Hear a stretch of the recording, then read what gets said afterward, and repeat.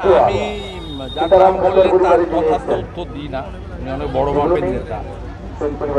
Junior ডাক্তাররা যে উদ্যোগ নিয়েছেন সেইটা তাদের নিজস্ব সিদ্ধান্ত।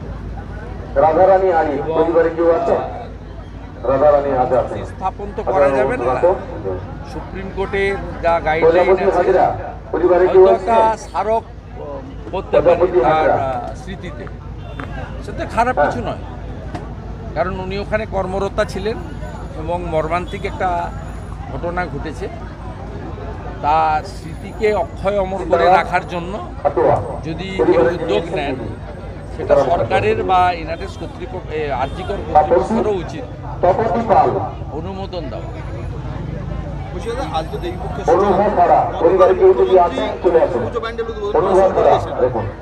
এর আগে করতো পিতৃপক্ষে প্রচুর। আমরা গোটা পশ্চিমবঙ্গ জুড়ে সনাতনীরা আওয়াজ তোলার পরে উনি কালকে একটা জায়গায় গেছিলেন, যেতেই পারেন, নিজেই বলেছেন যে আমি পিতৃপক্ষে পুজো উদ্বোধন করব না। তা ভালো জিনিস গ্রহণ করলে খারাপ কিছু নয়। আর রাজ্যের সনাতনীরা বা প্রধান বিরোধী দল বিজেপি বা রাজ্যের বিরোধী দল নেতা হিসেবে আমরা সমালোচনাও করি আর সুপরামর্শ। এটা সুপরামর্শ হিসেবে যদি গ্রহণ করে থাকেন খারাপ কিছু নয়। পিতৃপক্ষে পুজোর উদ্বোধন করা যায় না, মাতৃপক্ষে করতে হবে।